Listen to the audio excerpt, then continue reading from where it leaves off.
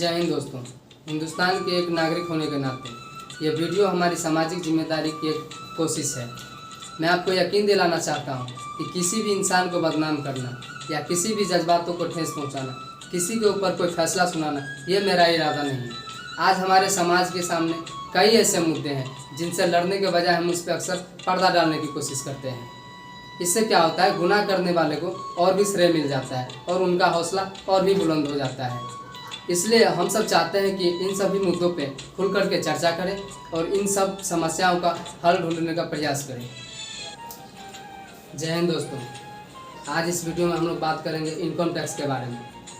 Income tax जो हम हिंदुस्तान के हर नागरिक टैक्स को भरते हैं।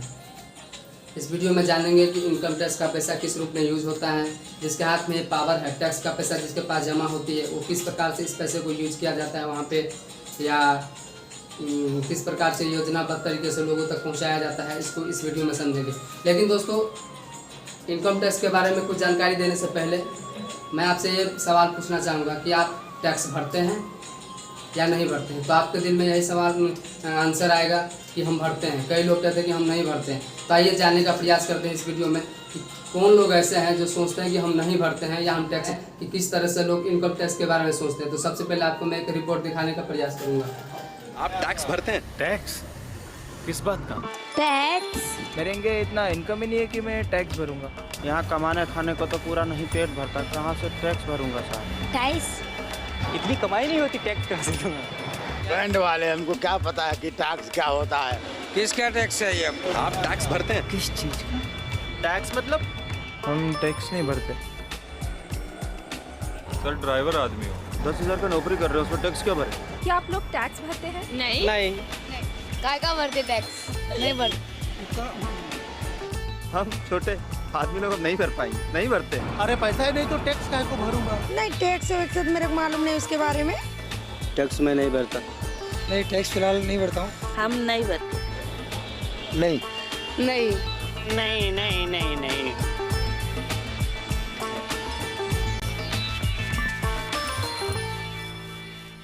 दोस्तों, जैसा कि आपने अभी इस वीडियो में देखा है, इस रिपोर्ट में, कि लोग किस प्रकार से कह रहे हैं कि हम टैक्स नहीं भरते हैं। और मैं आपको दावे के साथ कहना चाहूँगा कि इस वीडियो में जितने भी लोग बोला कि हम टैक्स नहीं भरते हैं, जो लोग मना किया कि हम इनकम टैक्स नहीं भरते हैं, वो सब टैक्स भरता है। एग्जाम्पल के तौर पे आप ले लीजिए, मोबाइल फ़ोन खरीदते हैं तो मोबाइल फ़ोन के बक्से के पीछे क्या लिखा होता है? Inclusive of taxes. तो आज के दौर में हर इंसान के पास एक न एक फ़ोन है, तो जब आप फ़ोन खरीदा तो टैक्स भरा। आप मान के चलिए मोबाइल नहीं है, एग्जाम्पल कोई कह देगा कि मेरे पास मोबाइल नहीं है। आप कोलगेट खरीदते हैं, कोलगेट अगर खरीदते हैं तो टैक्स भरते हैं। चाय की पत्ती, उस पर टैक्स। दाल खरीदते हैं पैकेट से, उस पर टैक्स। अगर सरसों का तेल खरीदते हैं उस पर टैक्स। हर चीज़ पर टैक्स दिया जाता है। मतलब सुबह से लेकर के शाम तक GST के माध्यम से हम लोग टैक्स भरते हैं। ये जो भी लोग इस वीडियो में मना किया है कि हम टैक्स नहीं भरते, उनके मन में एक ही सवाल था कि हमारी इतनी इनकम नहीं है, हम 8,000 10,000 रुपये महीने कमाते हैं, टैक्स कहाँ से भरेंगे। अब हम लोग बात करेंगे, आगे देखते हैं कुछ आंकड़ा जो डायरेक्ट टैक्स और इनडायरेक्ट टैक्स हमने पीछे बनाया है, किस साल में कितना कलेक्शन हुआ है, जो परसेंटेज के हिसाब से मैं आपको बताने का प्रयास करूँगा। सबसे पहले 2017 और 18, 2017 का है, जिसमें 10.2% कौन है डायरेक्ट टैक्स भरा है हिंदुस्तान की जनता। उसके बाद 2018 से 19 में 11.37%, ठीक है। उसके बाद 2019 में, 2019 और 20 में 10.50%। उसके बाद 2020 और 21 में कितना बढ़ा है?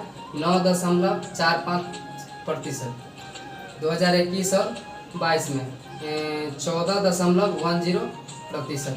ये क्या है? डायरेक्ट टैक्स का आंकड़ा है जो हिंदुस्तान की जनता भरी है।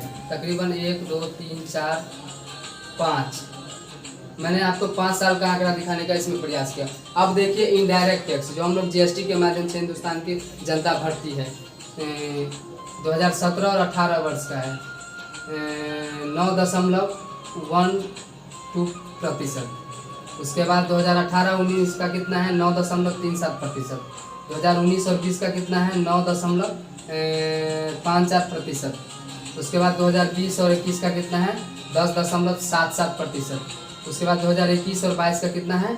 12.90%। इतना टैक्स कौन भरती है? इनडायरेक्ट टैक्स जीएसटी के माध्यम से हिंदुस्तान की जनता, जो 150 करोड़ की आबादी है हमारे हिंदुस्तान में, हम सब लोग हर एक साल टैक्स भरते हैं। ये आंकड़ा है दोस्तों। अभी मैंने आपको प्रतिशत में दिखाने का प्रयास किया हूँ, जो डायरेक्ट और इनडायरेक्ट टैक्स हम लोग भरते हैं, चाहे डायरेक्ट टैक्स हो या इनडायरेक्ट टैक्स, हिंदुस्तान की जनता ही भरती है। जिसकी ज़्यादा आमदनी है वो डायरेक्ट टैक्स भरते हैं, और इनडायरेक्ट टैक्स में क्या है, हम सब आ जाते हैं, क्योंकि आलू प्याज और तेल साबुन इत्यादि सब यूज करते हैं, तो इनडायरेक्ट टैक्स में सब आ जाते हैं। और ये पैसा विकास बजट के रूप में बन करके देश के विकास के लिए हम लोग जमा करते हैं। जीएसटी जो है भरना जरूरी है हम सब, लेकिन दोस्तों चाहे हम लोग पैसा कमाएं या न कमाएं, डेली का काम करें या न करें, लेकिन टैक्स जो है हम लोग हमेशा भरते हैं। और अपने देश के विकास के लिए पैसा जो है जीएसटी के माध्यम से सरकार के पास जाती है। लेकिन आपको जान करके हैरानी होगी कि इन पैसों का मिसयूज कैसे किया जाता है। देश के लोग जो वहाँ पर बैठे हैं, जिसके हाथ में ये जिम्मेदारी दिया गया है कि इस पैसे को कहाँ और कैसे यूज करना है, उस पैसे को किस तरह से मिसयूज किया जाता है, आइए मैं एक रिपोर्ट के माध्यम से आपको दिखाने का प्रयास करूँगा। हिंदुस्तान की धरती को तरह तरह के कुदरती खजानों का वरदान मिला है। हमारी धरती के अंदर ऐसी कीमती प्राकृतिक संपदा छिपी है जो हम सबकी साझी है। लेकिन जहां हमें एक ओर ये वरदान मिला है, वहीं दूसरी ओर जनता के इस खजाने को कुछ गिने चुने लोग और उनकी निजी कंपनियां लूट रही हैं। इसकी एक शर्मनाक मिसाल कर्नाटक के बेलारी में सामने आई। प्राकृतिक संपदा से समृद्ध दक्षिण भारत के इस खूबसूरत इलाके का आज ये हश्र कर दिया गया है। बेलारी के पहाड़ों से बेहतरीन क्वालिटी का कच्चा लोहा निकलता था। कुछ प्राइवेट कंपनियों ने अवैध तरीके से खनन का पूरा कारोबार अपने हाथों में ले लिया। मुनाफा बढ़ाने के लिए कई गैर कानूनी हथकंडे अपनाए गए। इस घोटाले की जांच कर्नाटक के तत्कालीन लोकायुक्त जस्टिस संतोष हेगड़े ने की। उनकी जांच में यह बात निकलकर सामने आई कि किस तरह से देश की संपत्ति को लूटा गया। कहीं प्रतिबंधित इलाकों में खनन हुआ, कहीं बिना अनुमति के जंगलों को उजाड़ दिया गया और कहीं तय सीमा से कहीं ज्यादा खनन किया गया। उनकी रिपोर्ट के अनुसार इस घोटाले से जो नुकसान देश को हुआ उसकी कीमत है 16,000 करोड़ रुपए। सार्वजनिक संपत्ति को निजी स्वार्थ के लिए हड़पने के इस तरह के कई मामलों को काफी नजदीक से देखा है जस्टिस संतोष हेगड़े ने। दोस्तों जैसा कि अभी आपने रिपोर्ट देखा है, ये कर्नाटक का है ये घटना। आपको बता दूं, कर्नाटक में बेल्लारी माइनिंग स्कीम के नाम से घोटाला हुआ था, जिस घोटाले का जांच उस समय के तत्कालीन जो लोकायुक्त थे जस्टिस संतोष हेगड़े, उन्होंने इस चीज़ का जांच किया।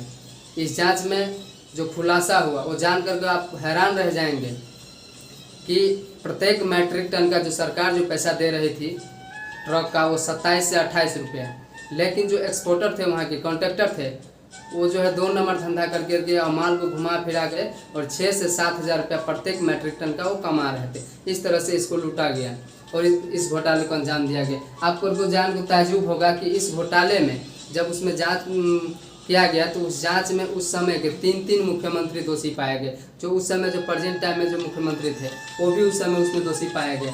9 और मंत्री थे, 797 अधिकारी थे, जिनमें तकरीबन 15 IAS ऑफिसर थे। अब बताइए, एक तरह से पूरी सिस्टम, वहाँ की पूरी सिस्टम इसमें घोटाले में जो है संलिप्त था और इस घोटाले को अंजाम दिया गया। मैंने पीछे बोर्ड पे एक चार्ट बनाया है घोटाले का, जिसमें आपको मैं समझाने का प्रयास करूंगा कि किस तरह से पैसे को लूटा जाता है। अब कब कब कौन सा घटना हुआ है, घोटाला हुआ है, मैं आपको क्लियर करता हूँ। दोस्तों 1950 में जीप स्कैन करके एक घोटाला हुआ था जो 52 लाख रुपए का हुआ था। उसके बाद भारत का डालमिया घोटाला, उसके बाद नगर वाला स्कैन घोटाला, उसके बाद LIC में मुद्रा घोटाला, उसके बाद आइए 2010 में कॉमनवेल्थ घोटाला कितने का हुआ था, 70,000 करोड़, 70,000 रुपये करोड़ का क्या हुआ था, कॉमनवेल्थ घोटाला। उसके बाद 2G घोटाला, 2G घोटाला का नाम सुने ही होंगे, 2G 4G जीजाजी लोग बोलते हैं इस चीज़ को।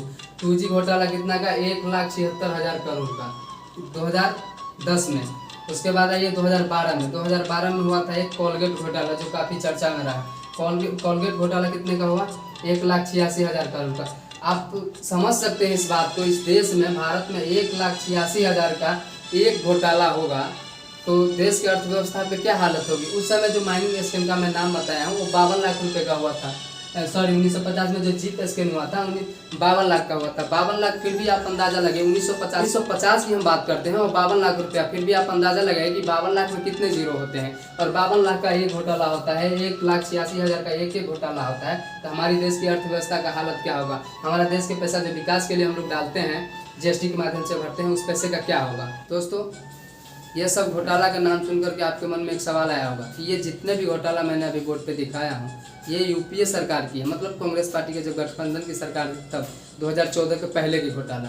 ऐसा नहीं है कि 2014 के बाद कोई कांड नहीं हुआ है, घोटाला नहीं हुआ है। 2014 के बाद घोटाला प्रत्यक्ष रूप से तो सामने नहीं आया है, अभी उनकी सरकार है, कोई बात नहीं, लेकिन उनके सरकार में, मौजूदा सरकार में जो लोग पैसा लेकर के भागे हैं, जिनको लोग बोलते थे कि भगोड़ा है, तो सबसे पहले आइए मैं आपको दिखाता हूँ कि कौन लोग हैं जो कितने रुपया भारत से लेकर के भारत सरकार का भागने का प्रयास किया है।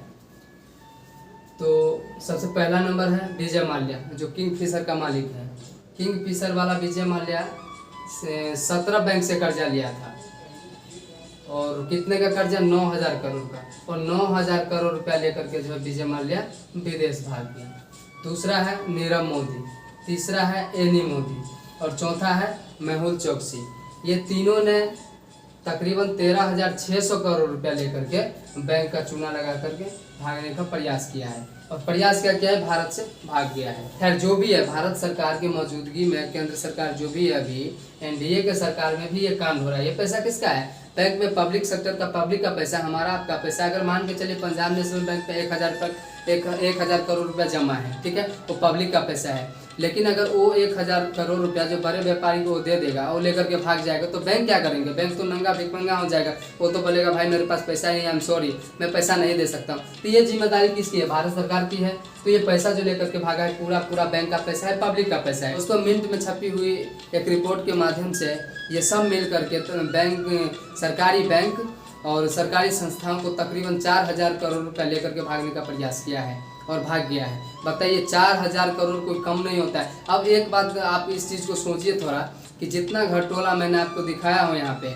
चाहे 1950 का घोटाला हो 52 लाख वाला, चाहे माइनिंग स्कैम हो, चाहे जो भी है, सारा पैसा जोड़ते हैं तो पता नहीं कई लाख करोड़ रुपया हो जाता है। इसका मतलब साफ है कि हिंदुस्तान में पैसे की कमी नहीं है, हिंदुस्तान को जानबूझ करके गरीब बनाया जाता है।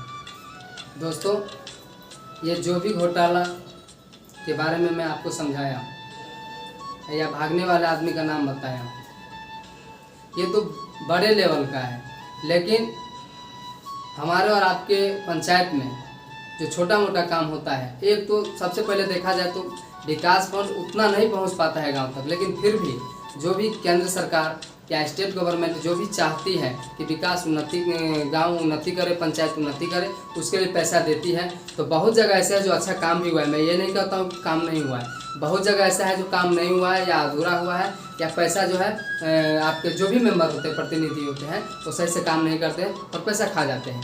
तो अब आपके मन में सवाल होगा कि अगर पैसा खा जाते हैं तो हमें कैसे पता चलेगा, हम कैसे कंप्लेन करेंगे कि हाँ भाई ये काम नहीं हुआ।